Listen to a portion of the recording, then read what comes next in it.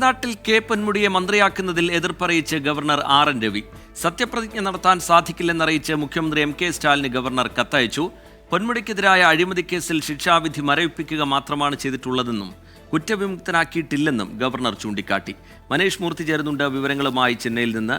Manish, governor നിലപാട് വ്യക്തമാക്കുന്നു. സർക്കാർ ഇനി ഏത് തരത്തിലുള്ള തുടർ നീക്കങ്ങളായിരിക്കും ഇതുമായി ബന്ധപ്പെട്ട് നടത്തുക? മനീഷ്, ശ്രീജിത്ത്, ഈ പറഞ്ഞ രീതിയിൽ, അതായത് മുഖ്യമന്ത്രി കത്ത് നൽകിയതിനു ശേഷം വളരെ വേഗത്തിലാണ് ഗവർണർ ആർ എൻ രവി ഡൽഹിയിലേക്ക് പോയത്. അവിടെ പോയി നിയമോപദേശം തേടി എന്ന് തന്നെയാണ് നമുക്ക് മനസ്സിലാക്കാൻ സാധിക്കുന്നത്. അവിടെ ചെന്ന് ഇന്നിപ്പോൾ രാത്രിയിലാണ് ഇത്തരത്തിലൊരു മറുപടി കത്ത് മുഖ്യമന്ത്രിക്ക് നൽകുന്നത്. ആ കത്തിൽ കൃത്യമായി തന്നെ പറയുന്നുണ്ട്, അത് കുറ്റവിമുക്തനാക്കുക എന്നൊരു കാര്യം സുപ്രീം കോടതി ചെയ്തിട്ടില്ല. ഹൈക്കോടതിയുടെ വിധി, അതായത് ശിക്ഷാവിധി റദ്ദാക്കുക എന്നത് മാത്രമാണ് സുപ്രീം കോടതി ചെയ്തിരിക്കുന്നത്. അതുകൊണ്ട് തന്നെ പൊന്മുടിയെ മന്ത്രിയായി സത്യപ്രതിജ്ഞ ചെയ്യിക്കാൻ സാധിക്കില്ല എന്നുള്ളതാണ് ആ കത്തിൽ പറയുന്നത്.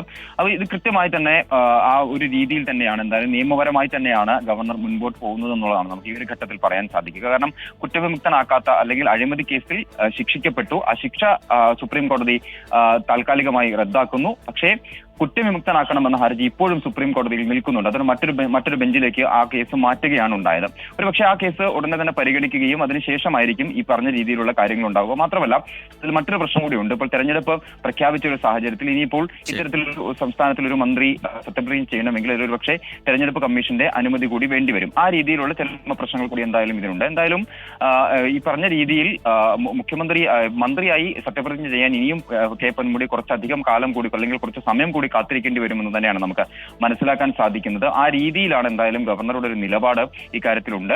അത് വളരെ കൃത്യമായി തന്നെ ഇന്നിപ്പോൾ കത്ത് മുഖേന മുഖ്യമന്ത്രിയെ അറിയിക്കുകയും ചെയ്തിട്ടുണ്ട്. സുപ്രീം കോടതിയിൽ നിന്നും വിധി വന്ന സാഹചര്യത്തിലാണ്, അതായത് ശിക്ഷാവിധി റദ്ദാക്കിയ അല്ലെങ്കിൽ താൽക്കാലികമായി റദ്ദാക്കിയ ഒരു സാഹചര്യത്തിലാണ് മുഖ്യമന്ത്രി ഗവർണർക്ക് കത്തയക്കുന്നത്. സത്യപ്രതിജ്ഞ ചെയ്യിപ്പിക്കാനുള്ള അനുമതി ആവശ്യപ്പെട്ടുകൊണ്ടുള്ള ഒരു കത്തായിരുന്നു മുഖ്യമന്ത്രി ഗവർണർ ആർ എൻ രവിക്ക് നൽകുകയും ചെയ്തിട്ടുള്ളത്. ആ സമയത്ത് അന്ന് തന്നെയാണ്, അതിന് പിറ്റേ ദിവസം രാവിലെയാണ് ഗവർണർ ആർ എൻ രവി ഡൽഹിയിലേക്ക് പോകുന്നത്. അതിനുശേഷം ഇന്നാണ് ആ കത്തിന് കൃത്യമായിട്ടുള്ള മറുപടി നൽകുന്നത്. തമിഴ്നാട്ടിൽ കെ പൊന്മുടിയെ മന്ത്രിയാക്കുന്നതിൽ എതിർപ്പറിയിച്ച് ഗവർണർ സി എൻ രവി.